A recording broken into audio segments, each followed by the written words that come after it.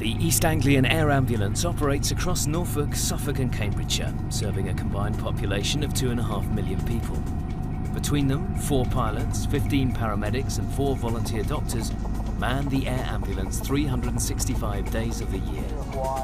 Trees to the left, clear of the trees. Dr. Scott Turner is Assistant Medical Director of the Air Ambulance Trust. But as one of the volunteer doctors, he flies shifts in the helicopter. Today he's practicing talking the pilot down into a tight landing zone. On the ground, all clear. We all have to be comfortable that we can be the eyes of the pilot in the tight situation.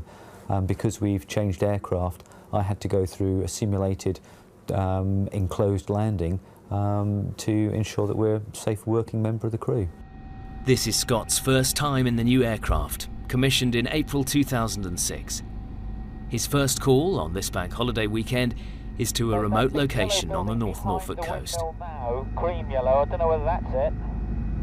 The 999 caller's directions were far from clear. They simply said the house was on the coast road, but it's 5 miles long.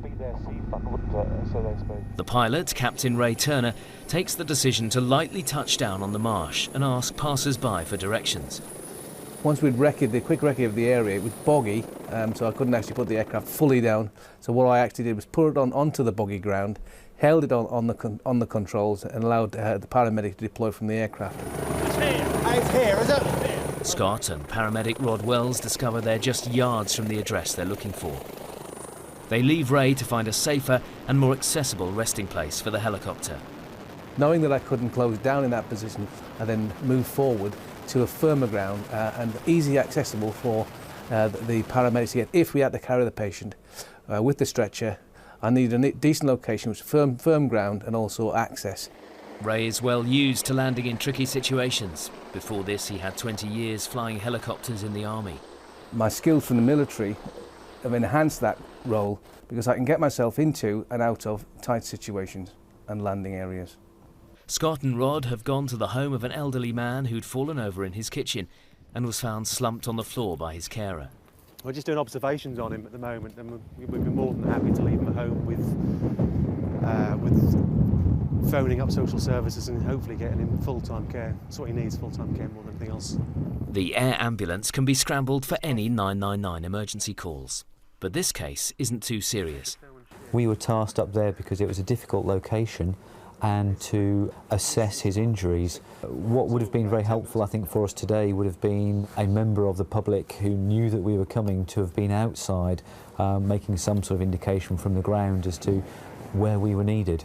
Bright coloured towel, beach towel, anything like that, just to draw attention to, as I said, to the site where we should be getting as close to as we can. You know, Scott, this is actually the Liverpool Air Base. No, this is... Their next mission is to the aid of a reportedly collapsed footballer at Mildenhall in Suffolk. Unconscious male, not cardiac arrest. The casualty is reported to have had a cardiac arrest, so there's no time to lose. But once again, there's a problem with where to land. As we arrived on scene, I realised there was a football match going on, but unfortunately I've got to get into the location as quickly and safely as possible. Quickly assess the situation. There was no pylons around, there was no loose debris, and I was well away from the crowd. I did a side approach, which is easy for me to visualise my landing site, and also the fact it kept me into wind for a safe landing. He could hardly breathe when I first got to him. Very painful. The casualty is in the clubhouse, but as things turn out, the medical condition is not what was reported. Hold on. We were given wrong information. This was a cardiac arrest, so we've gone in with all the bags, expecting to do full resuscitation. And when we got there, there's a young chap, very much conscious, with just bruised, maybe fractured ribs. And it's very good for him, but we're all fired up for the big thing, and it wasn't lucky enough for him. Oliver will be taken by land ambulance to hospital for a full assessment. Scott and Rod return to the helicopter, which Ray has relocated in a recreation ground. Happily, the Fakenham Town versus Stanway Rovers First Division Knockout Cup final resumes. As I was leaving, happened to witness Fakenham scoring the well, might well have been the winning goal to take them 3-2 in extra time. This entire helicopter emergency medical service is run by a charity. Every minute of flying time, as well as the lease for the new helicopter, is funded entirely by public donations and costs upwards of £110,000 a month. You want to head out on a 090? The worst case of the bank holiday weekend comes on a different watch, when paramedics John Stone and Damon Wedden are on duty. Somewhere there, and that'll take us. As long as you're heading towards this road. Yeah, no problem. The crew have been sent to a road accident involving 2 motorcycles in North Suffolk. No neck pain, he wasn't knocked out. He's obviously taken the whack to the head though. It's my left shoulder blade hurts. Left shoulder blade. Okay. Yeah. You all right if I start chopping his things off so we can get some... What about this other one? There's 2 off apparently. While Damon attends to the casualty, John tries to find out what's happened to the other motorcyclist. And is there another cyclist involved? Initially, when I approached the crew and spoke to them, we're trying to get as much information as we can and to clarify the facts we've got. They weren't aware that there was another motorcycle involved. So we then need to just scoot around and get as much intelligence as we can, just in case we haven't accounted for a patient who requires our treatment. I know, mate, but I just need to check you over fully, okay? Well, it obviously hurts when you press, yeah, because it's my left-hand side of my back. The other motorcyclist turns out to be the injured man's girlfriend, and remarkably, she's unhurt. The gentleman was on his motorbike, believe he was doing around about 60 miles an hour, and his girlfriend had gone on in front of him and stopped, and he'd gone into the back of her. We need to check you over thoroughly, Jim, okay? Because you're thinking about the pain in your shoulder. Yeah, which could be masking something else which is happening elsewhere, so we need to check you. Damon and John can now devote their full attention to treating Jim. They start by cutting him free of his leathers. Boots are coming off. Leathers are excellent at protecting people from road rash, sliding along. They are really good protection. And then they did the job for him in protecting him when he slid down the road, and you could see the slide marks. Jim, I'm just going to feel down your legs here. I've got the bottom end. Can you feel him touching your leg? Yeah, my legs are fine. Feel me touching you both sides? Okay, so this is okay, this side, yeah? Well, that's where it hurts. It's my left-hand side. It's your left-hand side? Yeah, my left-hand side of my back, yeah. Jim is in considerable pain, but before he can be given any relief, he must be removed from the ground onto a spinal board. Are we on 3? 1, 2, 3. We're going to be going to the Norfolk and Norwich. As Ray prepares the aircraft to transport Jim to the Norfolk and Norwich University Hospital, Damon continues his clinical observations. Jim, nice deep breath in for me. Don't worry about it. Just feel his pulse side, John. What can you remember about the plane? Sat's a 95 and he's 115. Sat's So a they don't normally strap you 95. down like this when you fly it to the rigs then? Is that an accurate Sats, mate? Because he's been on oxygen for a while. Eh? I'd say so. Yeah. Am I all right? You're all right. You are, yeah. Yeah, you're fine. You're fine. Just a bit battered. Sorry, Yeah. I'm not sure I'm all right. Yeah, you're okay. You are? John, Yep. so listen to his chest, will you, Do mate? you? Damon is concerned about Jim's breathing. The priority now is to keep Jim awake, minimise his pain, and get him to hospital as quickly as possible. Yeah, you're good I want to there. have a sleep, you know what I mean? You want to have a sleep? Yeah. I'd rather you keep your eyes open because it only worries me. The team are ready to take Jim to the helicopter, but he's not going quietly. That one up. Does that help? No, certainly not. No, because you're inclined now. I want to be inclined up. He wants to sit up, but it's not going to Can't happen, I'm sit you afraid. up, my man. We're just giving you some pain relief now through that cannula in your arm, okay? Although he's conscious, Jim is obviously not well. Damon and John continue to reassure him and make clinical observations. What's on my arm? Okay, what we've got on your arm is a blood pressure cuff, and that's going up tight. And then the other side, we've got... The journey takes just 9 minutes. By road, it could have taken up to 50. Safely transferred to hospital, Damon and John leave their patient to the care of the A&E staff. But their involvement isn't over yet. We got a call to say that, in fact, after they scanned him, they found some more injuries. He'd had a ruptured spleen, and he'd had a dissecting aortic aneurysm, which is potentially life-threatening. Hi, Jim, how are you feeling? Jim You okay? is seriously ill. Right. Because of this damage to the main It's gonna be a bit artery chilly from out his here, heart, okay? he must be urgently transferred to the region's Centre for Cardiothoracic Surgery at Papworth Hospital, where he'll get an emergency life-saving operation. Until then, though, it's touch and go. If anything can get him there quick enough, it's the air ambulance. The biggest risk to the patient is when they're transferred, because you're limited in what you can do. So you want to get them from the District General Hospital to this specialist in the shortest time and the most comfortablest time. Accompanied by a nurse, Jim was airlifted to Papworth, where he went straight into the operating theatre and happily lived to tell the tale. He then spent the next 5 weeks on a ward recovering from his traumatic accident. Caught up in bank holiday traffic and without the swift response of the air ambulance, the story could have been very different. At Peterborough District Hospital, staff in A&E can expect to see close on 70,000 patients every year. Going to medics? It looks like probably medics. On this busy bank holiday weekend, charge nurse and coordinator Ivan Graham is trying to ease the pressure on the department. Just a bit of a review. We've just had the patients through resuscitation, and while we've been in resuscitation, Majors is still full. So as the coordinator, I need to come out and have a quick look, have a chat with the nurses and the rest of the department, see what's happening. We've still got a serious problem with beds. So there's significant problems with admitting patients to all specialities. It's taken a lot of negotiation with all the departments. From minor cuts to major trauma, the staff can never predict what the ambulance will bring in next. That's a pre-alert for a 40-year-old male pedestrian that's been involved in a collision with a bus, so it's pedestrian versus bus.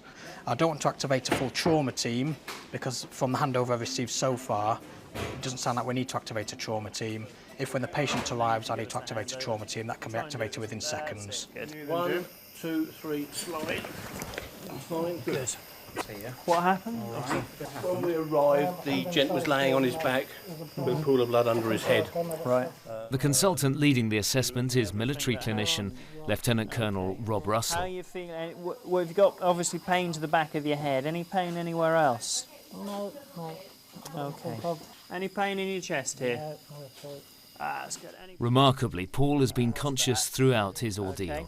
Am I going to be all right? You're going to be fine. Okay, well, I think you're certainly going to be in hospital overnight.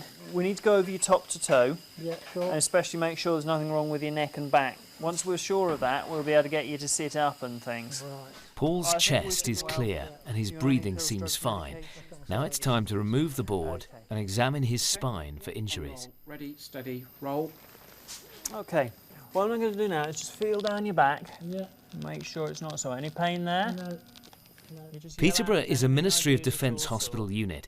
This means it's a civilian hospital, but it has upwards of 250 military staff. We're here to keep our skills up to scratch whilst we wait to deploy. We do our sort of very similar to the NHS jobs alongside our civilian colleagues, but there are extra other days when we will have to go away and do training. If you're deploying to Iraq or Afghanistan at the moment, you will have to go away for 2 or 3 weeks prior to actually leaving to train with the unit you're going with, make sure you're up to date with all your military skills. And if you can get the other side. Okay, 1, 2, 3. Oh, stiff as a board, mate. God. Yeah, here we go. We're going to need to give this a good clean up, as I say, it's going to need some stitching. I think we probably will just do a skull x-ray. It's a bit boggy. But we can stitch and clean up before we actually do that. Sorry? A bit boggy, yes. It's boggy hematoma is a very good bit of medical terminology. This gentleman's remarkably well for someone who's been hit by a bus. Fortunately, he seems to remember everything about it. He hasn't been knocked out. He has some nasty cuts and bruises, and I'm sure we're going to find some more grazes and things once we get his clothes off. But the fundamentals of airway, breathing, circulation are all plumb normal. Paul has escaped with only minor injuries requiring stitches, but as a precautionary measure he'll be x-rayed and kept in for observation.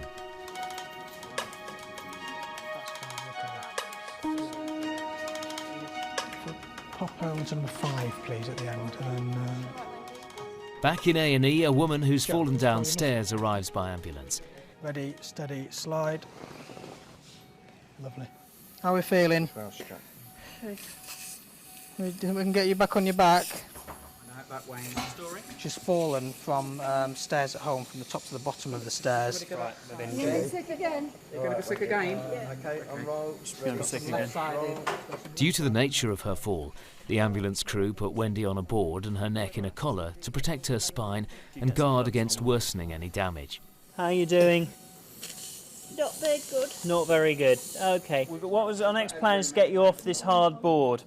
Any pain in this arm at all? Just scratches. Okay, over to you, Ivan. Okay, ready, steady, roll.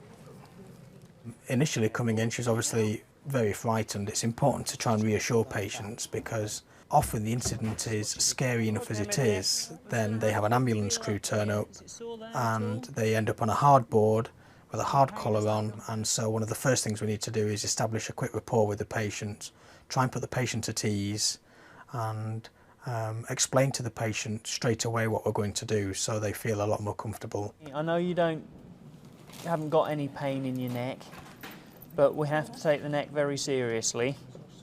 Okay, and because you've got this really bad pain in your arm, you might not notice a pain in your neck. Okay, do you remember actually falling or what? Right. So who called the ambulance? Was it someone else at home? No, or I did. You did? I was a good girl. Good. So did you hit your head at all? I Can't remember. Do you think you were knocked out? Maybe for a second. Maybe. Okay. Because she's had a fall down the stairs and she's got a painful injury to her arm, she might not notice that she's got pain in her neck from a possible neck fracture. So we always take necks very, very seriously. If we have any doubts about that, then we will put the blocks back on. We'll have to clear the neck with x-rays. We can't clear it just on asking her questions because of this painful arm that she's got. As the pain relief starts to take effect, Wendy is taken to be x-rayed.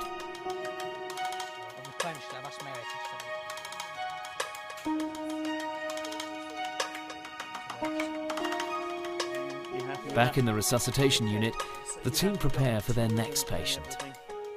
What we're expecting now, we've had a pre-alert message from an ambulance crew on the way in with a young lady who's known to have Down syndrome, who's in severe respiratory distress.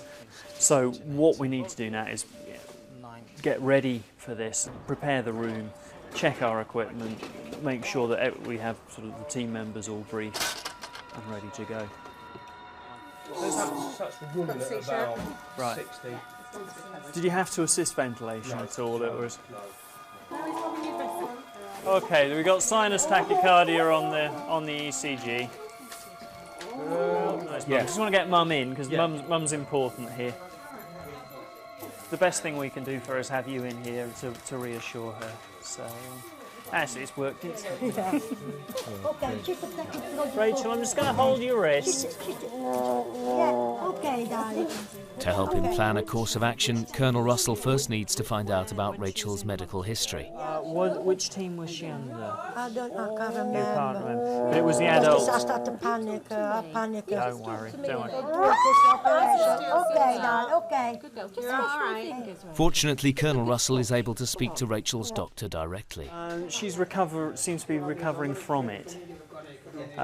She's still quite blue, but she's a lot better than she was when the ambulance was called. I think she briefly had a respiratory arrest. The score is this young lady has quite a complicated heart problem that she's had since birth. As a result, despite the fact she's 21, she's actually still under the children's doctors, and that's who I was just speaking to, because they're really the experts on these weird and wonderful heart problems that come through. From our point of view, she's immeasurably improved from what she was when the ambulance was called and when the ambulance first arrived. So all we're going to do is keep a very close eye on her, and we're actually going to ask the children's doctors to take her over, and we'll probably move her down to the children's ward.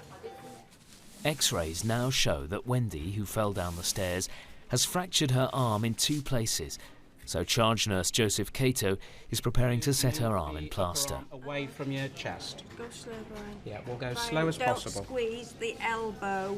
You hold on to me. You have to. Swear at me if you want to. Shush, please. All right then.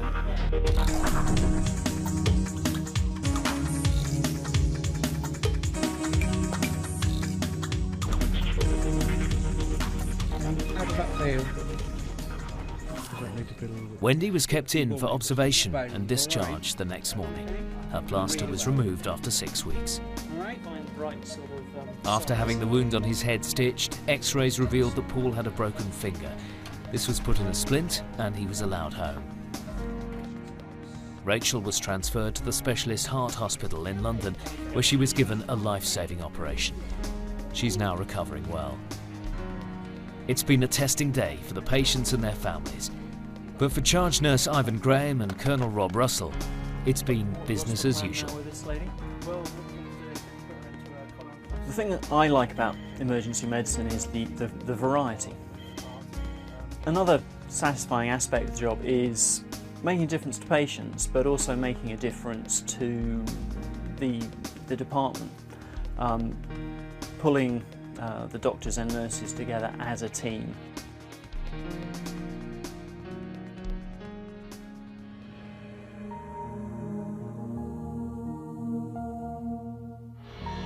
Mereway Fire Station, Northampton, and Greenwatch are on duty. This is one of 22 fire stations in Northamptonshire. There's one pump and the county's only specialist emergency rescue tender.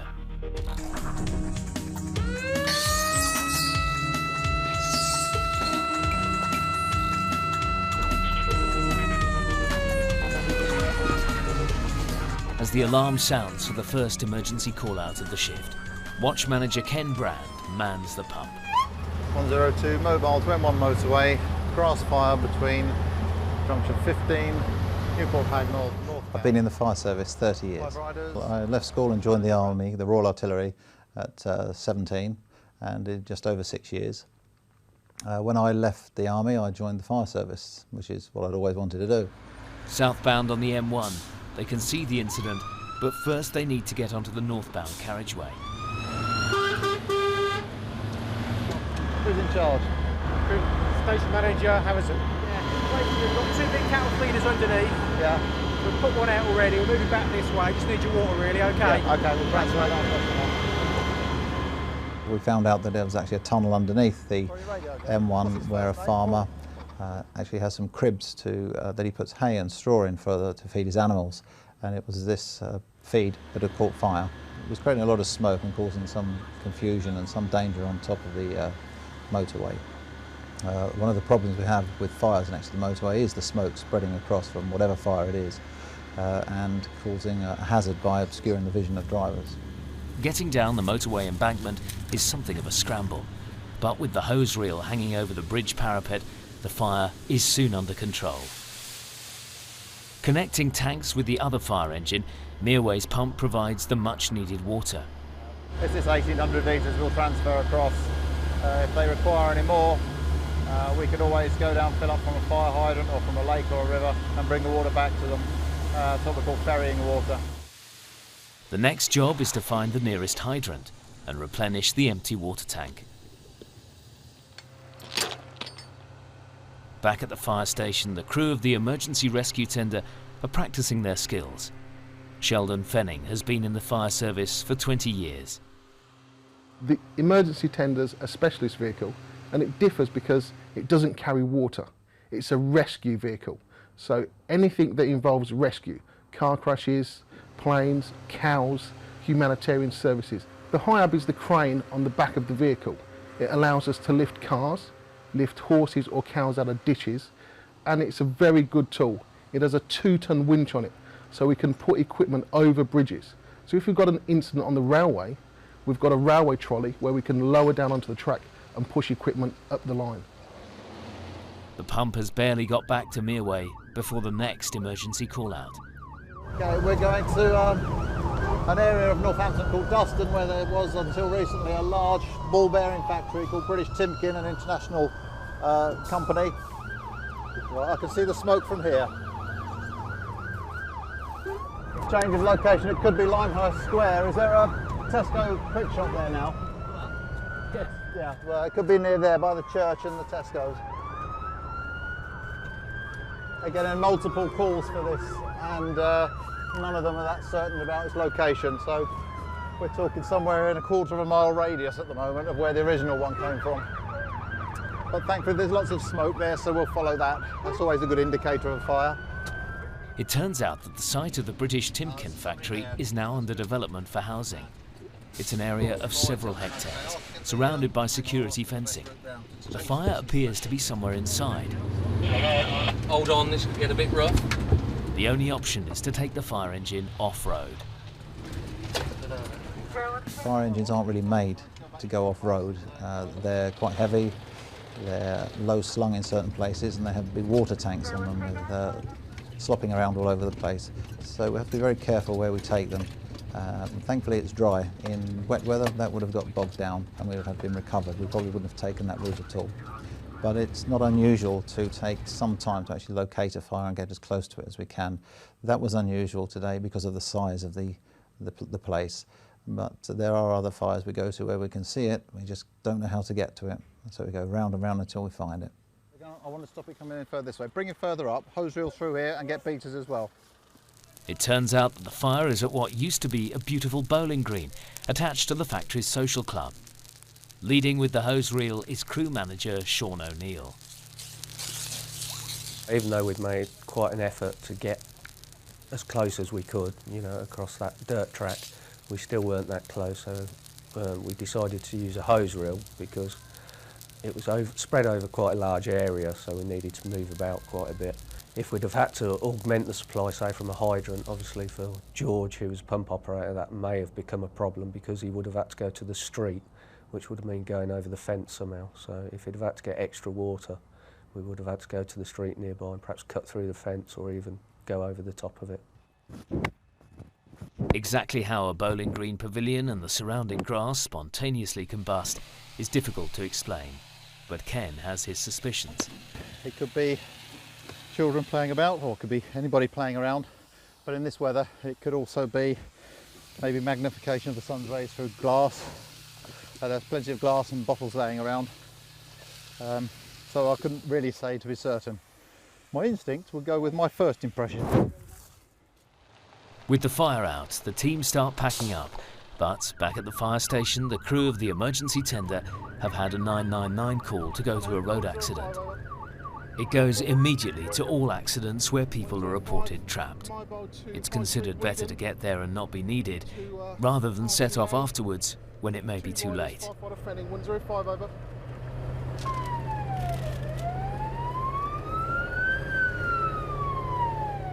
It's the wrong time of day to have to get through the traffic.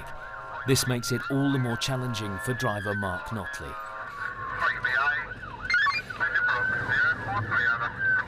People tend to panic when we're driving the fire appliance and just stop. That could be, you know, just stop at a set of traffic lights, which isn't always the best idea, because if there's two lanes and there's 2 lanes of traffic that are just stopped, they're not going to get out of the way. Obviously we don't want people to endanger themselves, but try and get out of the way for us, but in a safe manner. As they get closer to the accident, a message comes over the radio advising them that the emergency tender might be needed at another accident. At the moment we're going to one RTC with one person trapped. At the same time there's been an RTC on the motorway involving a lorry and a person possibly trapped underneath the lorry.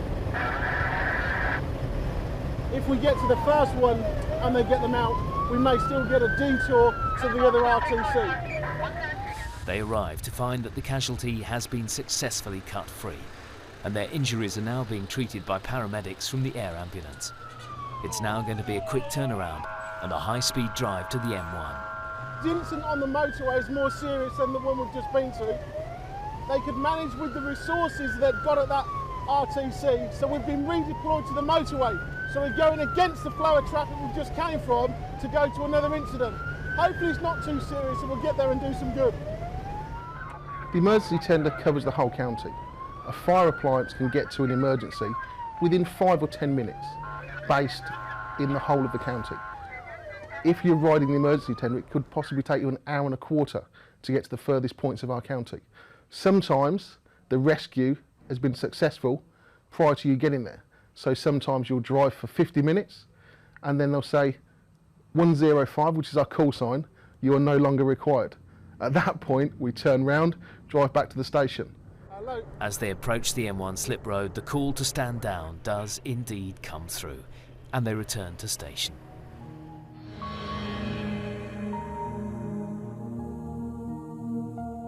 Darkness falls, and all seems quiet, but not for long.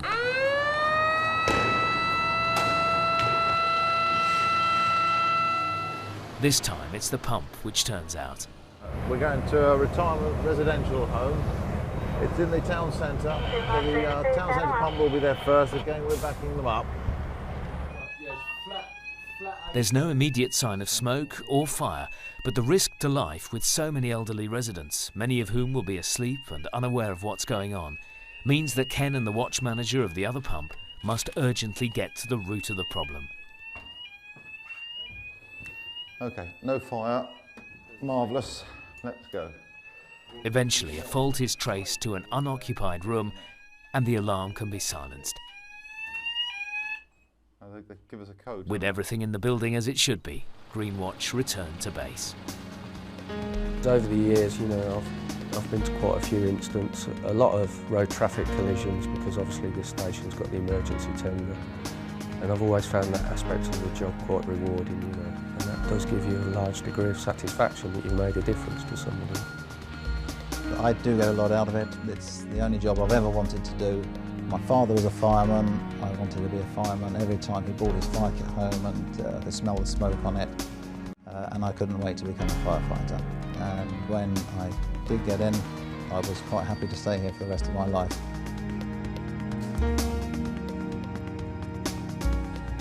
At Princes Street, Greenwatch are going on duty for a 15-hour night shift. They have 2 ladder pumps and a rescue tender carrying specialist equipment to cart casualties free from the wreckage of collapsed buildings or road accidents.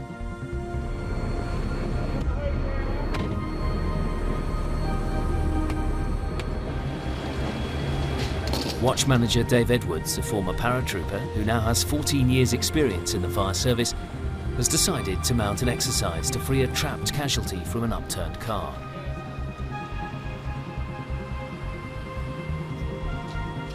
There's a lot to the fire service. I mean, although we obviously have road traffic collisions, we help people through that, house fires, but we also do a lot of fire safety, community safety. We go out into the community and talk to children and put smoke detectors up for people. So yeah, there's a lot more to the fire service than just going to fires. They exercise drills every time they go on watch. It's made more difficult knowing that in the event of a 999 call, they'll have quickly to pack everything away. Tim Coulson is the fire engine driver. We have to leave within a minute of the bells going down. It's something you just have to get used to. For example, if you're eating your dinner and the bells go, the cook will come and take the plates and put them back in the oven. If you're drilling, you have to get the kit away as quick as you can to get on the truck and go. But at the end of the day, it's what we're here for, and it's the way of life, isn't it, of the fire service. High-pressure hydraulics provide the power for the cutters to tear through the side of the car.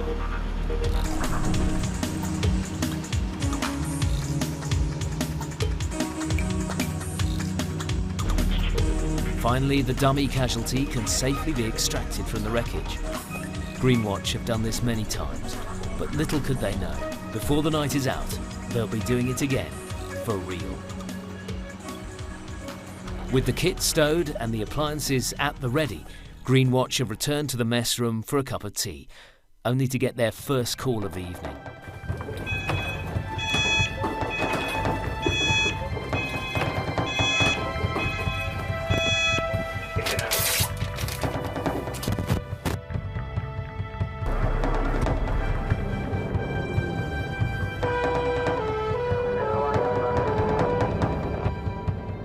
Driving the narrow streets of Ipswich is no easy task in a 12-ton truck travelling at high speed. You get people who just don't realise you're there at all, and you can sit behind them for a long while because you can't get past because of oncoming traffic, and others just do the unexpected, which would be brake very sharp, stop opposite an oncoming car that's stopping, so you just can't get through the gap. You just can't tell what they're going to do next, basically. You two just come and get ready in case we need you, yeah? No one living here, though. Arriving at the scene, it appears that no one is at home. Through the letterbox, the firefighters can see flames in the hall. They decide to break down the door.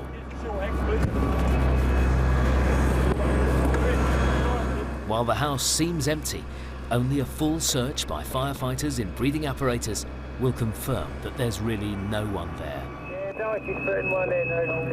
It's adrenaline. Most of it is adrenaline. You know what your job is, you know what you need to do, and obviously once they get into a building, however hard we try with synthetic smoke when we do smoke hazards, it's not the same as going into a real fire. You've got the adrenaline going, it's obviously going to have some more heat in there, and also you're looking for people, so you work harder. You have to really think on your feet and check everything, and you double check everything. You want to make sure that if there is somebody in there, you get to them and you get them out as quickly as you can. Happily, the search reveals that there is no one inside. Ian Bowell, the station commander from Princes Street, arrives after being paged. He's a specially trained fire investigator, and working with the police, he'll set about trying to establish how the fire started. We've got some reasonably fresh material that's been burnt here and on the floor, so it suggests that someone has been in the property tonight and lit this fire. The fire on the stair has been smouldering, I suggest, for quite some time due to the depth of charring on the actual stair itself. It's quite possible that it may have been a small amount of flammable liquid left on top of the carpet, allowed to burn through the carpet and then setting fire to the stairs. You can see down below where the fires occur, we've actually got one of the main gas pipes coming into the property, so had it been a more substantial fire or been allowed to develop further, then obviously we could have had a more severe problem. The next-door neighbour confirms that the house has been empty for a year, but he dialed 999 when he'd heard the smoke alarm go off. It was important. The premises did have a working smoke alarm, although it was unoccupied. The early warning for the fire service obviously gave us a chance to extinguish the fire before it became a far more serious event. Leaving the incident in the hands of the police, Greenwatch returned to Princes Street.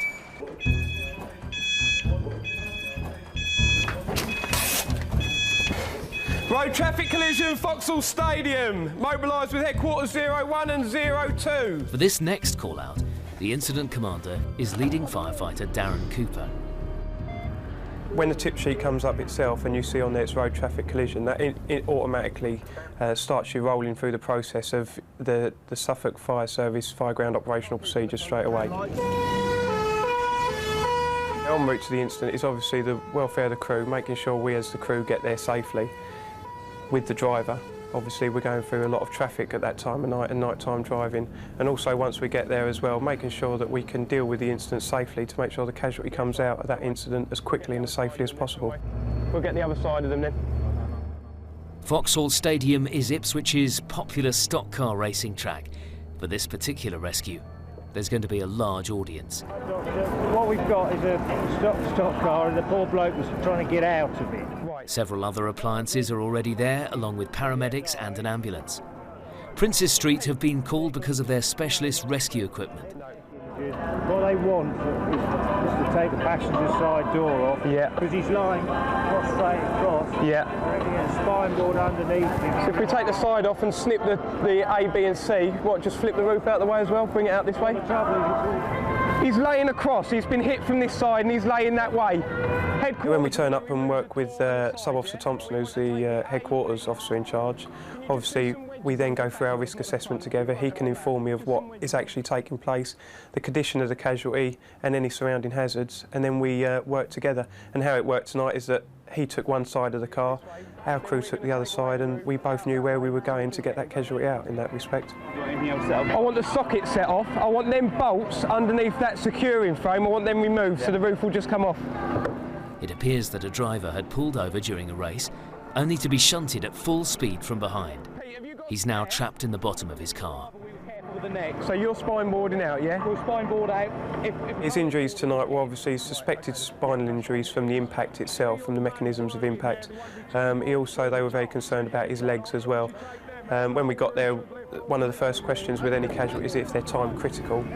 Tonight we were informed that at that point in time the casualty wasn't time critical. However, you always have to be flexible.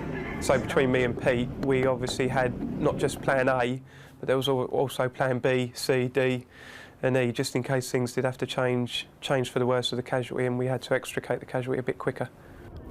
The driver is painstakingly pulled from the wreckage onto a spinal board.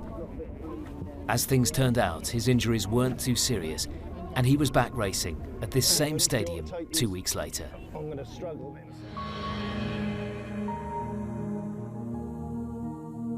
Back at the fire station, all is quiet. The watch have turned in, although some sleep in their clothes and most are only dozing.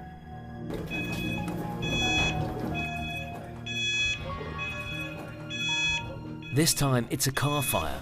The firefighters of Ipswich are no strangers to this kind of incident, but even so, the possibility of exploding tyres, or worse still, a tank full of petrol, is an ever-present hazard. Prince Street 01, committed to incident, over. Prince Street 01, receiving out. Mark, get the lights up, yeah?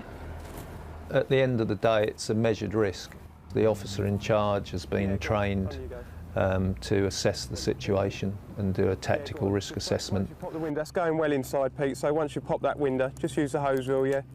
Again, with experience, you know yourself what is right and what is wrong. Yeah. Yeah, Tim, stick one car, well alight, 2 hose reels. When you first come into the job, there's an element of fear about it. But because of the nature of person that joins the job, the adrenaline takes over, and it probably isn't until after the incident when you get back and talk around the table and then the jokes and the banter start. Like, did you see the tyre bang behind you, or did you see the flames lick out the petrol cap, or, you know, smash the window, come out through the window, and it isn't until you think of that you sort of tend to think, oh, was it that close? And you try to put a brave face on it and smile it down, but deep down inside you think, oops, maybe. Yeah. Okay, bud, you finished, are you? Yeah, that's had a good drink, mate, that's finished. The ambulance service in Essex serves a population of 1.6 million people, and the county's crews provide cover across nearly 1,500 square miles. Harlow-based ambulance technician Colin Wilson is at the wheel, responding to an emergency 999 call. His crew partner is paramedic Neil Peachy. We're on our way now to an 80-year-old gentleman who has activated his emergency call in his house, which alerts the social services that he has a problem. He has a history of diabetes and he's generally feeling unwell. Their first challenge is how to get into the building. There's 31 here. After that, it's how to get into the patient's flat. Don't worry, all our neighbours, they'll be ringing us up. They'll All be right. all right. We need to get into this one, that's A the few weeks problem. ago it was a fireman up here all hours of the night. Is there a key holder anywhere in the area? Is there like a warden or anything? They all told No, his they did name. come round here, you might be able to see in his window. Okay, mate. You can't see through his curtain. All right, don't worry, mate. With no response from the inside and no idea as to the man's condition, Neil calls for help. Closed up. Gentleman's not answering the door, and there's no one here to let us in. If we feel that their patient may be at risk, we can call for police backup, and they will then come along and forcibly enter the premises. If, in very rare occasions, we can actually see that the patient is in a compromised state, then we may, and it's very rare, make that decision ourselves. And apparently there is a relative on the way down who has some keys, so hopefully we'd better gain access and find out what's going on there. A lot of the elderly people, they have systems in place where if they have an accident at home, they have a button or a pull cord that they pull, and then they rely on a number of different agencies to get together to allow you access. Are you the sister, are you? All right. We'll let ourselves in, okay. Ha-ha. I will wait and see if they'll Here we go. He's stuck in a bath, that's why he can't get out. What are you doing in there? We're It soon becomes apparent why Stan was unable to answer the door. Not myself at all. Lovely, that's what I like to hear. I'm just bloody can't get out the fucking bath. Right. 1, 2, 3. Oh, thank you very much, dear. And that's very nice of you. That's anyway. all right. Let's go and see if we can sit you down Let's go and somewhere. sit you down and then check you over, make sure you're all right. I'm okay. No, yeah, but I got in the bath. And I went the bell went. I couldn't fucking get Never mind, never mind. How did you fall in the toilet? Did you just sort of like lose your balance? I don't bloody know. Have you been drinking? Have you had a drink? Yeah. Yes, definitely. Yeah. Stan may only be suffering from drinking one too many, but as he's a diabetic, Neil takes the precaution of monitoring his blood sugar. I'm sorry about all this. That's okay, 6.3. Neil is satisfied that Stan doesn't need emergency medical attention, but he does offer a word of advice. If you're going to have a bath, put water in it. Okay, we'll leave you with your sister, and she's going to sort you out something to eat. They're lovely jobs to do. Because like, he's not hurt himself, is he? He's really innocently, he's just fell in the bath, he's been down a pub, he's had a bit too much to drink, he's fell in the bath, and he's just like, he's laughing about the whole thing. And I think they're great jobs. I think they're really...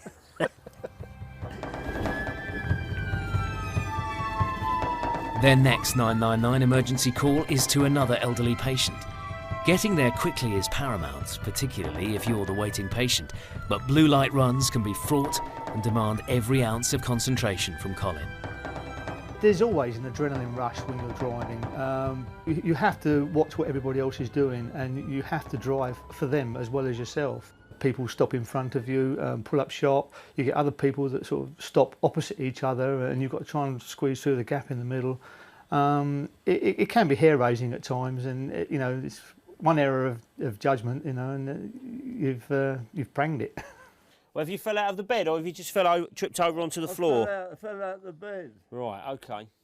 It turns out that John has fallen face forward onto the floor. We need you to roll over onto your back now. Roll over onto your back now. John is very typical of a lot of the calls that we go to.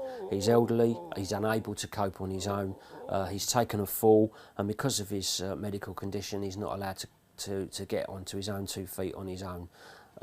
He requires someone to pick him up. He did have a full-time carer with him, but it's a lot to ask one person to pick up, and John, he was actually quite a big man. Here we go.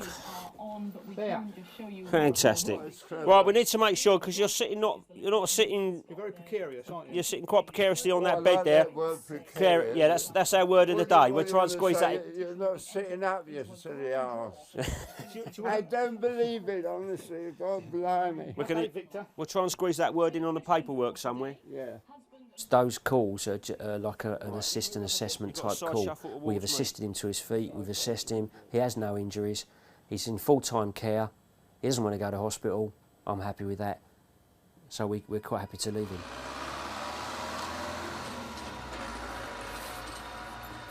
As day turns to night, events take a more serious turn. As far as we're aware, we're going to a gentleman who's complaining, he's basically generally unwell, complaining of pains in his arms, query calls. Right then, I guess it's you, because you're lying down on the sofa. Yes, mate. Tell me what's been going on then. Sweating like a pig, my arms all like pins and needles. Oh. Have you got any pains anywhere else at all? Michael is clearly in considerable discomfort. Neil needs to quickly find the cause of the problem if he's to provide the much-needed relief. Because they normally give that to patients with angina. Well, that's right. Well, he has got angina. Oh, right, so that's all. So you have angina? Well, yes. I think we'll have a chair. The problem with high blood pressures of that type is that they can then lead on to further problems. If he has any weaknesses, particularly in his blood vessels around his brain or around his heart or any minor, they could rupture, and then that could lead to further problems. I want you to think about 5 stone. Think like thoughts. All right? Yeah. 1, 2, 3. Only 3 stone. That's good, lad. That's what we want you to think. With no lift available, Colin and Neil must now carry Michael down 3 flights of stairs. Morning, fella. While Colin sets about taking Michael's blood pressure, Neil prepares to carry out an ECG, or electrocardiogram. This is a readout of the electric currents associated with heartbeats. It makes it easy to see if there are abnormalities. Right, we're just going to pop your niece. In the 20 years that Neil and Colin have been working for the ambulance service, advances in both facilities and training have transformed the way they work. The training has progressed so much that because we are now able to treat a certain amount of cases we go to actually in the house, once we've arrived on scene, effectively the emergency is over. It just gives us a much clearer picture, that's all. The ECG is normal, but Neil and Colin are taking Michael to hospital for further investigations to find out why his blood pressure is so high. They'll probably do all the same tests again in A&E, they'll probably do blood tests as well, just to rule anything out. But obviously he clearly has a problem with his blood pressure. That will then be passed down to his GP to sort out. Michael left hospital after further tests and a change of medication.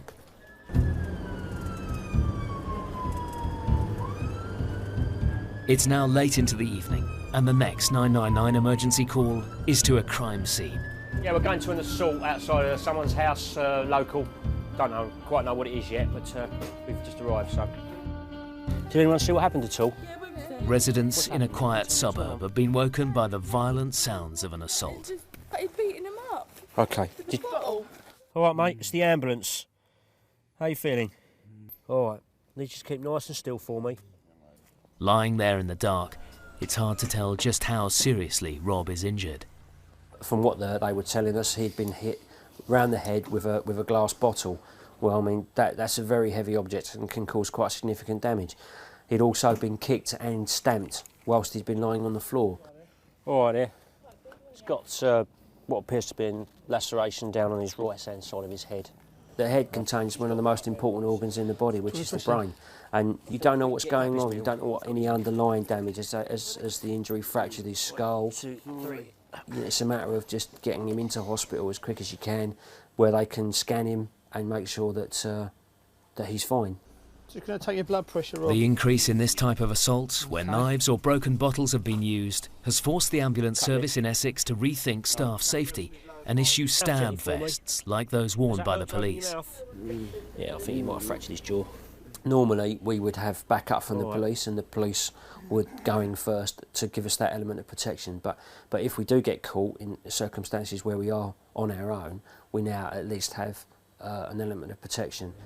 Rob remained under observation in hospital for 4 days, but remarkably escaped his ordeal with only minor injuries. For Neil and Colin, it's time to return to base and go off shift. We follow up on many of our cases that we do, especially if they're interesting. We'll ask, what happened to them and what the outcome was. You can build up your knowledge that way. I've lived and worked in Harlow all my life, and it's just me giving something back to the people in the town to some degree. Well, it ends well, so they say.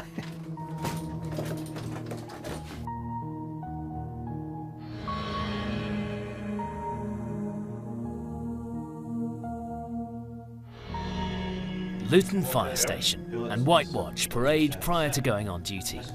The 15 men and 1 woman are part of a team of 64 full-time firefighters based at Luton, the busiest fire station in the east of England.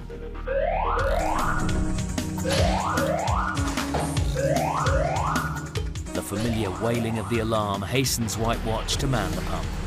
They'll leave the fire station within 60 seconds of it going off.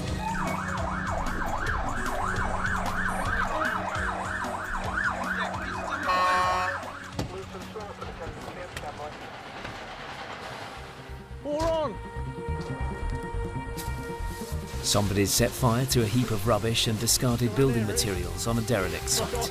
Left to burn, it will shroud the nearby houses in acrid smoke. There's a lot of nasties in here. For Richard Portlock, fires like this follow a familiar pattern. We get a lot of rubbish fires, a lot of bin fires, a lot of arson and things like that. Sort of people just fly tipping, and then someone comes along and just torches it. That's a lot of jobs we sort of get in skip fires and things. Step away a minute, Nick, I'll fire it from this side. I'll get in this hole here. It's obviously been here, dumped a while, just accumulated, and I think we've got it now. If you look at it, it's just steaming off a little bit, but I think we've got most of it. It was just deep-seated really at the bottom, so that's why we had to rake it all away. To keep their skills in shape, White Watch take part in an ongoing and rigorous programme of training. The scenario for this exercise is for White Watch to hunt for casualties amongst the stores and floors of a burned-out shopping centre. The training is the same for both men and women, which, according to Tracy Hutchinson, is just as it should be. It is a male environment, but I knew it was a male environment before I joined. As if you're just willing to do everything that everybody else does, I'll just plug in like every other one of the lads. I've got my strengths and weaknesses just like everybody else has. The search teams don breathing apparatus as they would if this was a real fire.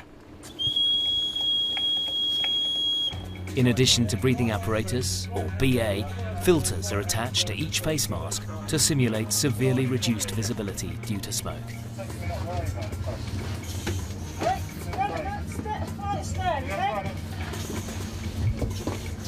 Turning right.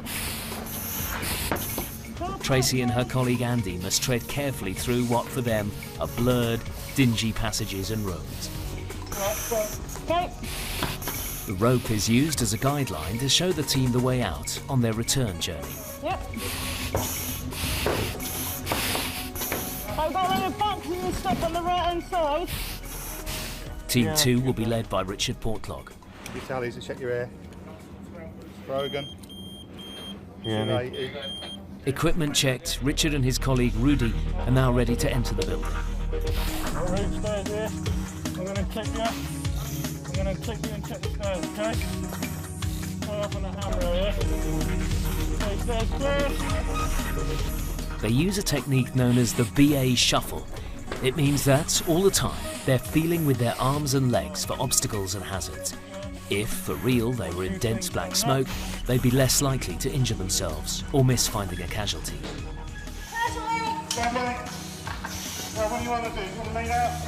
Tracy and Andy are now deep inside the building. You got him? Okay, move forward.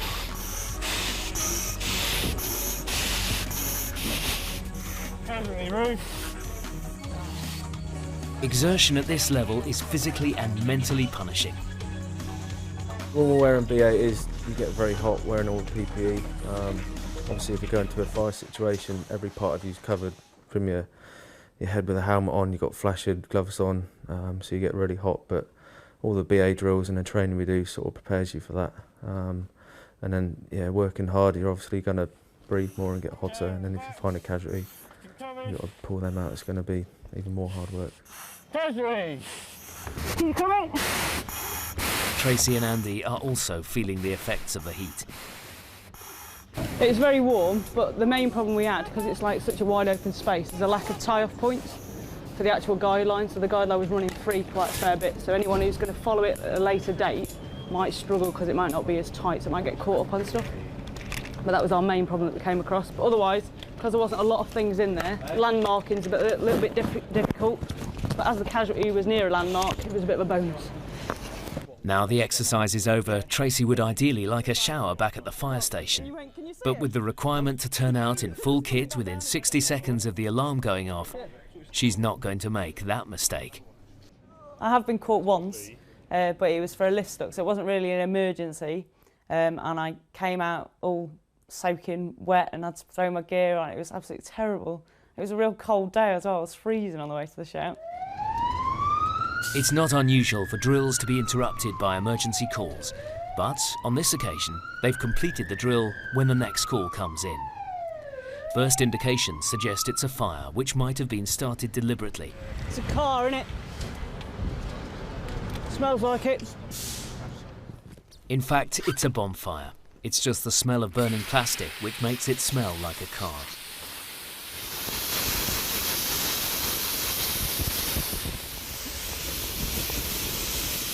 Do you want to pull all that plastic off? Oh. I'll tell you something, you don't want a lung full of that. It's not just the burning plastic polluting the atmosphere that's causing concern. The fire is next to a railway line. The smoke will conduct the electricity and it could cause it to arc, which means it's a bit of a danger as well. And there was no one watching it, so it was just burning a little bit uncontrollably, so we have to extinguish it. Tackling such fires is all too common. The fire brigade's job is not just to fight fires, but educate people in how to avoid them. Luton Fire Service has been running a campaign to highlight the devastating impact of arson. It's pretty frustrating when we get sent to all the rubbish fires and bin fires, because it's not only a small fire, but it's taken us away from another core. There might be a house fire the other side of town, so they don't only set the fires, but they then throw like gas canisters on them and things like that, and cans of petrol, and to make it more fun, but it's obviously more dangerous to us. 2 fires successfully extinguished. The next shout is to a rescue call. Special services such as rescue jobs make up around 10% of firefighters' work. In his 4 years' service, Richard has run the gamut of likely rescue scenarios. I really have rescued a cat from a tree and from a air conditioning shaft. I've rescued a deer from railings. Some of the other lads have had hamsters stuck in ceilings and all sorts, dogs stuck behind bars. Tonight's case is potentially more serious. We're going to a lift stop. There's a person trapped on the 6th floor. We think they're an asthmatic, so it's quite urgent that we get there as quick as we can to get them out and get them released, because we don't know what sort of condition they are inside. 6th floor, Steve, you'll be happy to know. With the lift out of service, the only way up to the 6th floor is by the stairs. The floors didn't start until 4 flights of stairs up, so there's a lot of running upstairs and things like that, which all takes out here. We try and do as much fitness training as we can on station, sort of physical training, 2-3 times a week. We've got a good gym here. We need to try and keep fit, so obviously climbing up and down ladders and things and carrying kit about. How's your asthma feeling? Right, what we've got a key here. Okay, I'm going to try and get the key, slide the door open. If you feel the door moving or a car moving at all, don't worry, okay? The team are anxious to free the man as quickly as possible, but their initial attempts are thwarted. Okay, we've got the outer door open. There's 2 doors obviously on the lift. We've managed to open the outer door. Now we're just trying to, there's a pivoting latch up there that we just need to try and trigger to get the inner door open. So we're almost there. Sometimes the inner door won't release unless the lift car is actually level. Another approach is needed. We need to gain access to the lift motor so we can actually wind the lift car down. There's like a braking system. You can take the brake off the lift car and then you can wind it down, wind it up or down. Finally, the team managed to prise open the door, revealing the cramped cubicle in which the man had endured over half an hour of incarceration. The man trapped made a quick getaway, but was grateful for his release. In Richard Portlock's experience, that's not always the case. We went to a flat fire once where we found a casualty. I think he was drunk, laying on the sofa, passed out for alcohol, and he'd been cooking, left something on the stove. We got there, flat fire, smoke was issuing through the seals on the door, so we had to break the door down, go in there, found him laying on the sofa, pulled him out, took him out, gave him some oxygen. Luckily he came round again, so he wasn't, he was fine. And then he had to go at us for breaking his door down. Such ingratitude, though, is rare, so the firefighters remain undeterred. I just really enjoy doing the job, so I come to work and I go home thinking, I wonder what tomorrow will turn up. You never know what's sort of around the next corner. I mean, we could get a shout now any minute, or we could get called out to anything, so it's always that sort of not knowing what you're going into and challenging job and just helping people, really sort of serving the community. This control room, just outside Norwich, is the nerve centre for the East Anglian Ambulance Service. Covering the 3 counties of Norfolk, Suffolk and Cambridgeshire, the centre receives an average of 18,000 emergency calls every month. Just currently trying to contact the lay responders. State-of-the-art communications mean that as soon as a 999 call comes in, an emergency ambulance is sent out.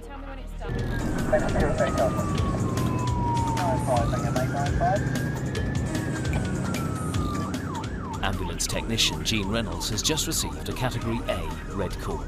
It means she has just 7 minutes to reach the patient. We're actually called straight away and told to run red to whatever area. Then our job comes on our machinery in the front of the vehicle, the Terrafix, and it tells us where we're actually going to go, which gets updated as we go along. And then obviously when we get nearer this situation, we should hopefully know then what we're dealing with. Also on board, paramedic team leader Peter Simpson. We're going to a lady with breathing difficulties, but quite often all you ever find out prior to getting to a call is you're going to someone who's got breathing difficulties or chest pain, or they've taken a fall, or you're going to a road accident or an overdose. And we always take our response bag and our kit here, take that to every single call, and then you don't get caught out. So it should be just here, Jean. The patient had made her own way to the doctor's surgery, from where help was immediately summoned. The combined skills of the crew, together with the facilities on board the ambulance, mean that in the majority of cases, a patient's condition can be stabilised at the scene, or at least well before they arrive at hospital. Blue light runs back to the hospital are actually very rare. The word ambulance is a French word for mobile hospital, and once the ambulance arrives on scene, technically the emergency is over. Is there something cold coming up your arm? 50% of all the calls that we go to, we never transport the people to hospital at all. We arrange their care at home. All ready to move, Peter? Yep, fine. Peter and Jean are based at Cromer Ambulance Station, covering northeast Norfolk. But as the nearest A&E is 25 miles away at the Norfolk and Norwich University Hospital, much of their time is spent on the road. Vivian's underlying heart rate is around 28, which is causing her blood pressure to fall, which is why Vivian experiences periods of lightheadedness when she stands up. So you're much happier, I guess, sitting down and laying down. However unpleasant Vivian's symptoms, Peter's prognosis for her is good. With patients with palpitations, and in her case she had episodes of irregular ventricular contractions, most of the time they can be treated with medication, so she should make a good recovery.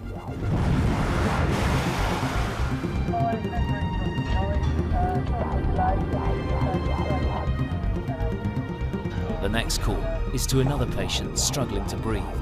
We've been called out by a GP to an elderly female breathless in heart failure in Norwich. So our running time is probably about 6-7 minutes to this. Should be a doctor on scene. Peter's thoughts are now firmly focused on the patient's immediate needs.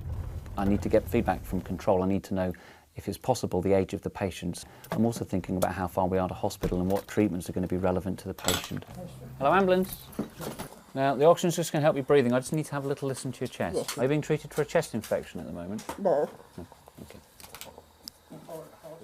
Olive's condition, known as left ventricular failure, is well known to Peter. Basically what's happened is you've got fluid is accumulated in your lungs, which is causing you to be this breathless. Okay, so we need to shift the fluid. A lot of the times these patients present very, very poorly, very, very breathless and desperately scared. Their lungs have filled up with fluid and they just feel like they can't breathe. Now the treatment we can give is life-saving at the time. As Peter starts the procedure known as cannulation, designed to take fluid off the lungs, Olive distracts herself by singing. All things wise and wonderful, the Lord God made them all. He gave us eyes to see them. With regard to the singing, I'd never seen that before in my entire career, and I've been doing this for 20 years, but she was so scared, bless her, of having the needle put into the vein, and yes, it does hurt sometimes. And she just sung, and she sang her way through it, and beautifully. It's time now to transfer Olive to the ambulance. Okay. Pop a little finger in there for me. Good girl. Right, just rest it there. Okay. Don't get upset. Because we need you to concentrate on your breathing, yeah? How does your breathing feel? Still a bit? That's a bit easier now, thank you. Yeah, so it takes about 20 minutes for the stuff to work. Yes. Okay. Well, we've been running a nebuliser mask with 5 milligrams of Ventolin to basically open up Olive's airways so that she can get more oxygen in, because at the moment her airways are full of fluid, so we need to open up the airways. But the nebuliser's nearly run out, so we're going to change off that nebuliser mask just on a 28% oxygen mask. But your breathing seems a little easier now, and you can talk, which is lovely. I'm talking, aren't I? You're talking, yeah. I can talk before. You haven't stopped.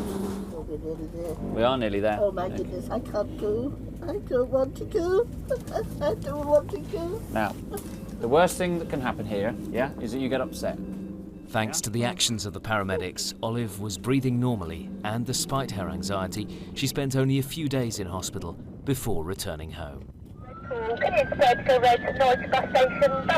Another emergency call, this time to a woman taken ill on a bus. The person who's fitting through experience, usually by the time we arrive, they've usually stopped fitting, as a rule. Things that can cause fit is most likely probably epilepsy. Another reason that people could fit is actually a cardiac arrest. If you should have a cardiac arrest, no blood's pumped to the brain, your heart stops beating, and the patient starts to fit. And the advice ought to be then that the public should start CPR. CPR, or cardiopulmonary resuscitation, is a combination of mouth-to-mouth resuscitation and heart massage. It's a technique which Peter thinks everyone should learn.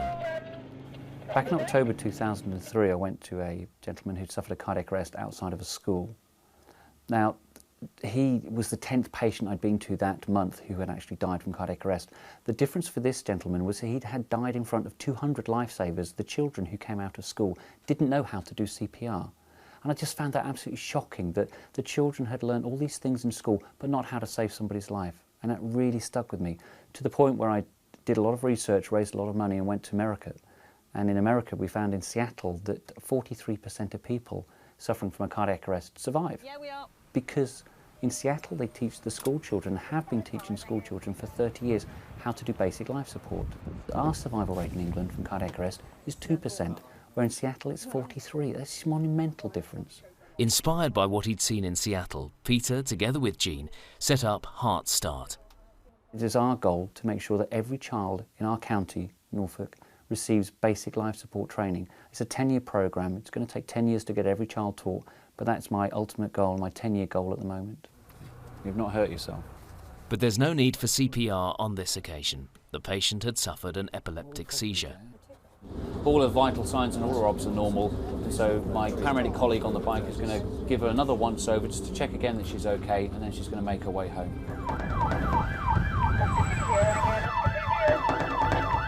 It's now late afternoon. Peter and Jean are on another emergency red call. Peter was a technician before he became a paramedic, but he has more skills now. He can obviously intubate and cannulate and give more drugs. My role is to support him, which I'm quite happy to do so. We get on very well, we always have done. We just gel, basically. We always, if I say the job is fun, it sounds as if we're not working hard, but we work hard, but we enjoy what we do. The patient is reported to be vomiting blood. People get confused with vomiting blood because they get it confused with actually coughing up blood. If someone coughs up blood, it's obviously coming from the lungs. But if they're vomiting up blood, it can come from the stomach. And then one of the questions we want to know is is that fresh blood? Is it old blood? Is it very dark blood? Which is less serious. Because old dark blood would indicate that there has been a bleed in the stomach, but generally that it's stopped. So this is the thing we need to find out first of all when we get there. Systolic of 120. A paramedic in a rapid response vehicle has already arrived. So have you started on any new medication that might have caused just an irritant to your stomach? Yes. Azul cold. Yeah. It's a little sharp scratch come up in your arm, okay? So I'm just gonna... So nice and still, because you're going to feel a little scratch. Okay. Peter instinctively thinks that Laurie's problem may be due to an adverse reaction to new medication and agrees he'll be best treated in hospital. Okay. Here we go. All right. Okay. Yeah. His condition could have been relative to the new medication he'd started, and that's one of the things they would look at in hospital to see whether or not the bleeding from the stomach, which is probably an ulcer, is caused or has been caused by the new medication he started. So it would immediately stop the new medication and let's have a look, see if has he got an active bleeding ulcer, or is it just an old ulcer that's no longer bleeding. For the trip to hospital, Laurie is accompanied by his wife. Okay, the race is on. You going to get to it? Never mind. If it's that important, they'll ring back. Laurie's GP has telephoned the hospital and asked if he can go straight into the medical admissions unit, or MAU. This is almost vital for patients with what we call chronic medical conditions. He did not need to go to the accident emergency department. It wasn't an acute onset. This is a chronic condition and it needed more longer-term care. So by bypassing casualty, he would go directly to a bed, directly to a ward, and would receive treatment straight away. Happily, Laurie made a full recovery. It's a fun career, it's an interesting career, it's an incredibly demanding career, but it is so rewarding. Every day you work for the ambulance service is a different day. I get so much more out of the ambulance service because you can do so much more for people, and people are pleased to see you, and it makes you feel good about yourself.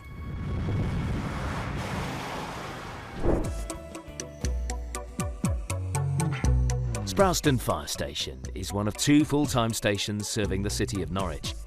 It can also turn out for fires anywhere in the county of Norfolk. I'm not convinced that's going to be long enough, to be honest. We might have to back that up, I reckon. Green Watch begin their 15-hour night shift with a training exercise down at the river. The fire engine holds enough water to feed one of the larger hoses for only 2.5 minutes. It means that when they go to a fire, they need urgently to find a hydrant, or alternatively, a river from which they can pump a supply of water. But it's right on its limits, I reckon. They just get everything working correctly when an emergency call comes in.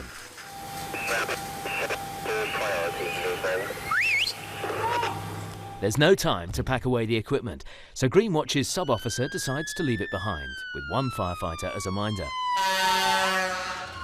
BS Sprowston 7-4, over. Mac, do you want BA for this? Crew manager is leading firefighter Emir Goff. No sign of anything yet, is there, Mac? No. You never really know what you're going to turn up to. The adrenaline can be absolutely flowing around your body because you just at the end of the day you just do not know what's going to be there for you. The radio reveals a call has come from someone at a block of flats who spotted smoke and flames coming from a skateboard park. Not terribly spectacular. Yeah, can we just run a hose? Green Watch's sub-officer is Richard McGonigal. In terms of deliberate fires, they definitely seem to be on the increase.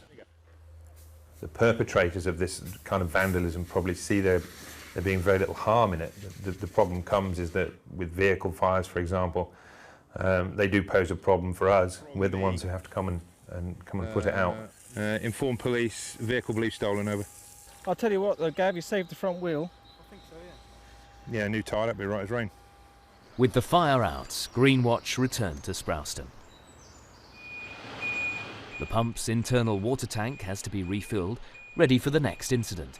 And then the watch will stand by, waiting for the next emergency call. You never know when the bells are going to go down. It's something you can't really plan for. You have to get on with doing station routines. If the bells go down when you're caught sitting on the throne, you've just got to get on with it, basically. Fortunately, that has never happened to me, but I do know people, and I've worked with people who I've seen struggling whilst running towards the appliance.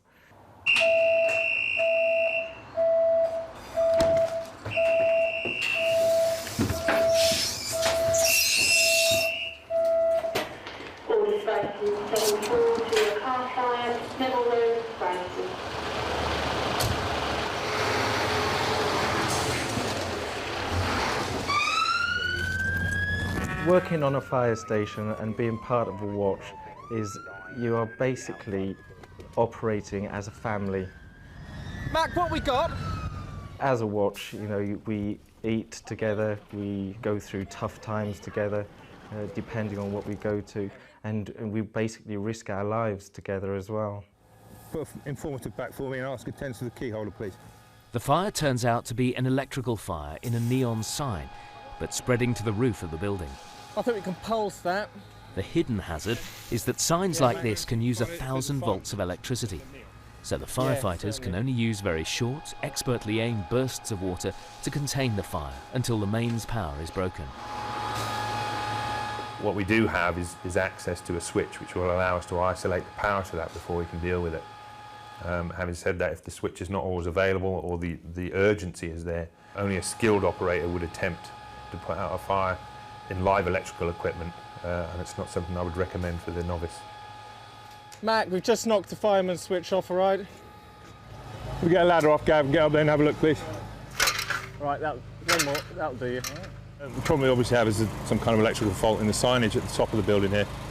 Why this does cause us concern is quite often neon-based lighting operates at much higher voltages than you would normally expect to find, running sometimes into thousands as opposed to hundreds, so that can present a problem to us.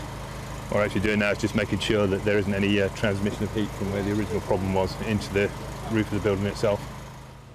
Thank you very much. With the electrical fire safely concluded, Green Watch are back at Sprowston Fire Station. The hustle and bustle of the city of Norwich has quietened down for the night.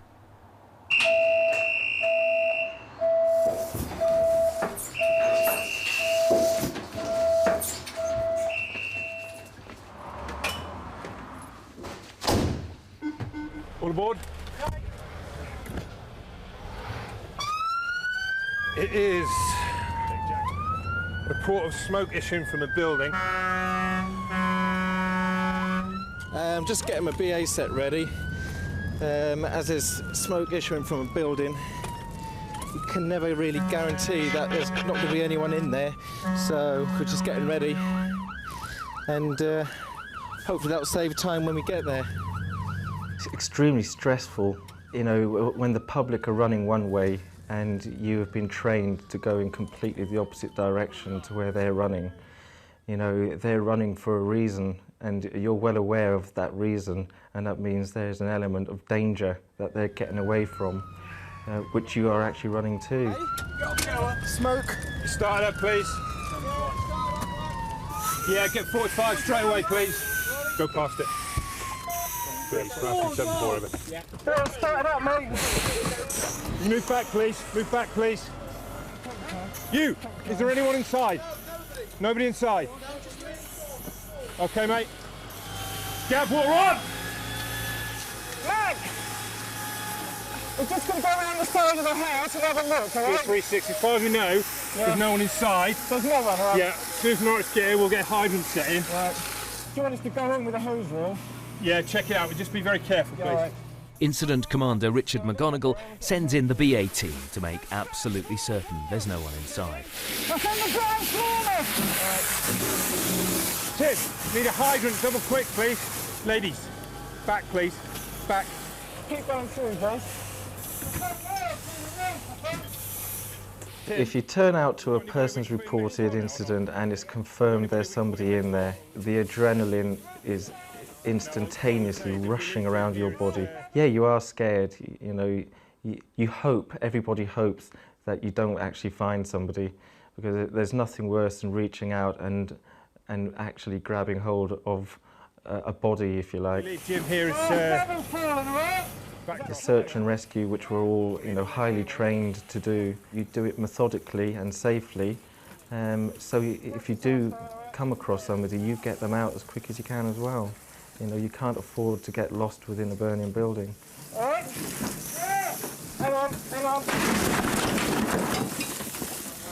Just, Gav, can you get us short X, please? Give it to Jamie.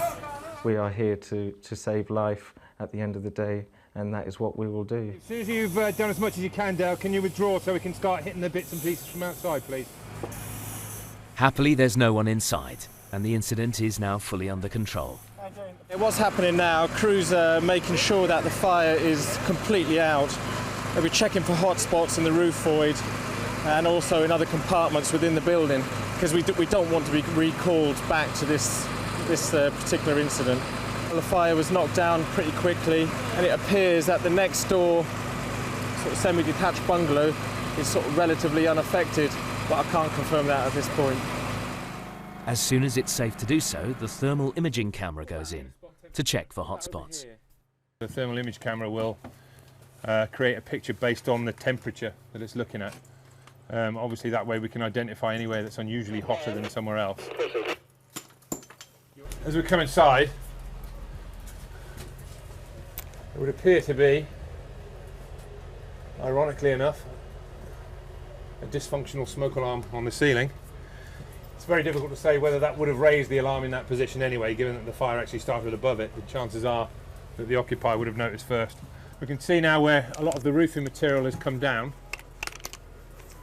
and the quite extensive damage to the rafters themselves. As you can see, the level of fire damage down on the ground floor, the damage is purely restricted to water and the roofing materials that have come through. You can actually see down there some of the problems that a breathing apparatus crew enter in here with almost no visibility, some of the hazards that they're going to come across. What we're looking at up there is the dividing wall between the two properties, which is obviously an area of sensitivity. We need to ensure that nothing that's gone on up here has actually affected the property next door. Finally, Green Watch returned to Sprouston. With a yearly average of 1,500 emergency calls attended by Sprowston's firefighters, Greenwatch will spend the rest of the night at a high state of readiness. The commitment to saving lives remains the motivation for every high-speed turnout tonight and those yet to come. On a personal level, the rewards of why I do this job are based on a couple of fairly straightforward things. To me, true value is to look into a mother's eyes, having already given up her child for dead on a pavement, and we've been instrumental in rescuing that child and reuniting her. That's where the true value comes in. Ian Bradshaw is a crime scene investigator with Norfolk Police, based in Kings Lynn. He's visiting a secure police recovery garage to collect forensic evidence from a vehicle used in a recent ram raid. Some robbers driving this stolen Jeep paid a visit to the village stores in Clench Wharton at 3:30 in the morning. They reversed the Jeep through a wall and window, threw a cable round an ATM, and then towed the cash machine out of the shop. Fortunately, the alarms quickly brought the police, and the robbers fled empty-handed in a nearby getaway car. Now Ian's job is to collect evidence, however minute, which could connect potential suspects to the Jeep and therefore to the scene of the crime. I've been working for the police for 28 years. I started at Scotland Yard as an assistant photographer, and I worked my way up to senior photographer before I moved to Norfolk and retrained as a crime scene investigator. We've got paint on here, which is probably from the shop where the ram raid occurred, mixed with obviously the paint from the vehicle. So I'm just getting paint samples of both so that we can definitely say that this vehicle reversed into the shop.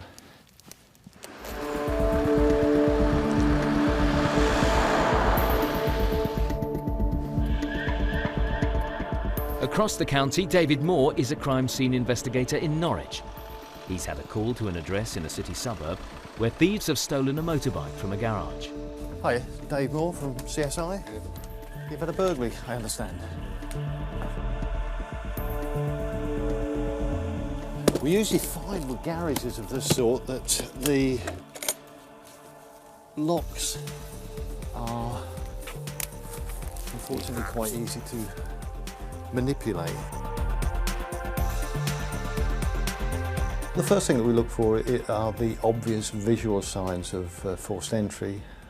We obviously must chat to the household of the injured party for him to indicate what is different, what has been disturbed, what has been taken. I will just fingerprint the area at the top there just to see whether there is anything.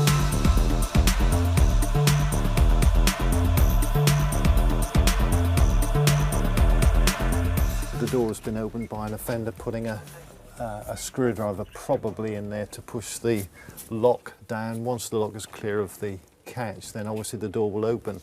And I think what the offender has done is then put his hand on here, which is then enabled the door to be pushed open. And it's quite clear that there's been an impression on there. And the impression is that of a glove. It's a wool glove.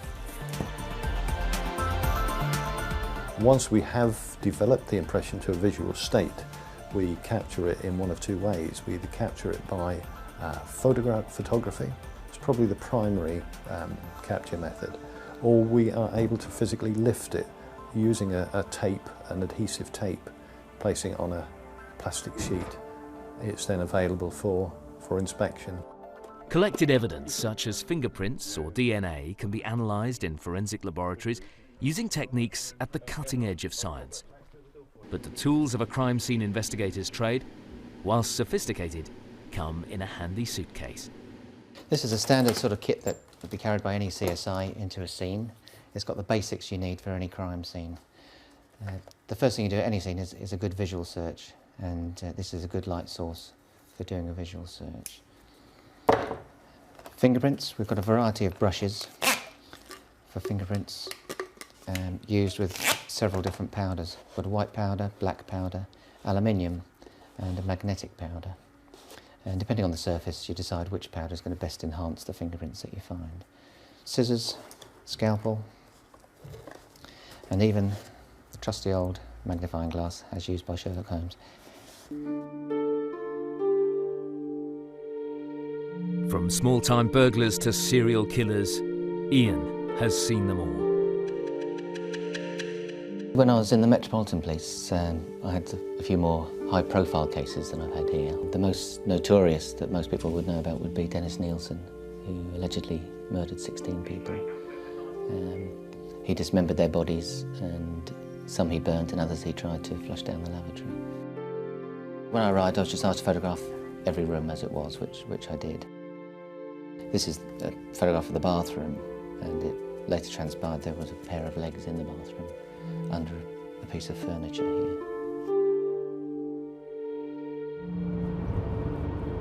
It's frightening how quickly you get used to seeing dead bodies and dismembered bodies. Sometimes I've looked at my own photographs and been more shocked looking at my own photographs than I have been at the time when I'm taking them.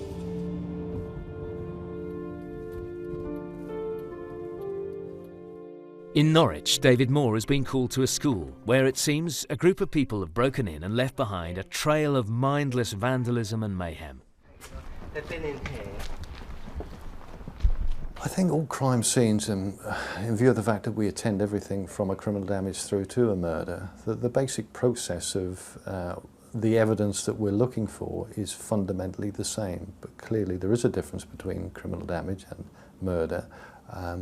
The basic principles are the same, the principles of obtaining evidence, looking for evidence, preserving of evidence. You say this originates from the shed, does it? Yeah.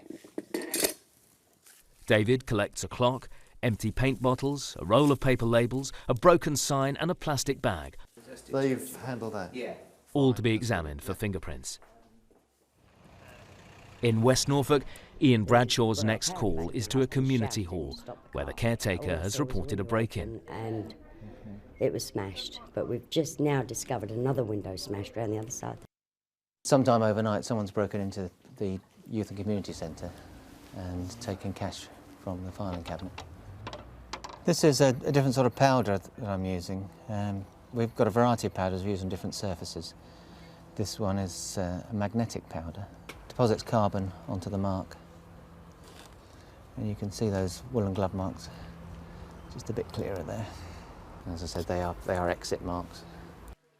In Norwich, David Moore is examining an off-licence where drunken youths, who later were arrested, had abused the shopkeeper and then smashed a window. Besides taking fingerprints, David will also collect glass samples. Anyone that breaks a window, there's always a potential of transference of glass from that scene to the offender, so I naturally took a glass sample. I fingerprinted also the window and found a fingerprint. Again, that will be compared with the arrested person's finger marks. It's the 5th time the window has been smashed and it leaves the owner saddened and frustrated. We just try to run a nice shop and have a nice community atmosphere, but it's beginning to feel like we need to have boards up on the window because, you know, there's a limit to how much glass you can replace. Much of the evidence which Ian and David collect will be sent here to the laboratories at Norfolk Police Headquarters. The imagery section processes and prints photographs prior to being carefully catalogued and submitted as exhibits in court. In the chemistry laboratory, the plastic bag and paper labels retrieved from the school break-in by David Moore will be chemically treated in the hope that they will reveal fingerprints. The lab technician is Kathy Pids. Having received the exhibit, the plastic bag, we open it out, cut it open and hang it into a superglue cabinet. This is like a glass box basically with a heated plate at the bottom which we put the superglue in, much like ordinary superglue you have at home. And that plate is heated and simultaneously the atmosphere in the cabinet is humidified to 80% humidity. And then the reaction between the humidity, the water, on the salt crystals from the sweat and the superglue will form deposits on the item. When the process is complete, the bag can be viewed under a special fluorescent light and the once invisible fingerprints are now very clear. They can now be sent to the Fingerprint Bureau, where an expert will see if they compare with any of the 6 million fingerprints stored on the National Fingerprint Database. Ian Bradshaw's last visit of the day is to the scene of an attempted motorbike theft.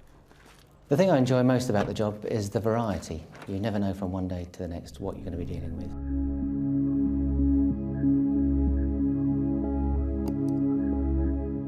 The people we meet are distressed, they're upset, they're angry, they go through all sorts of emotions. And it's part of my job to sort of ease them and let them know that we are doing something about it, and that they're not the only ones. It happens to a lot of people, and it's not a personal attack on them.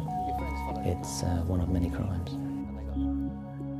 I still find the job interesting, even though I've been doing it a lot of years. Things change continually, science develops almost on a daily basis, and I find that very interesting. I enjoy going out and meeting people and hopefully helping them.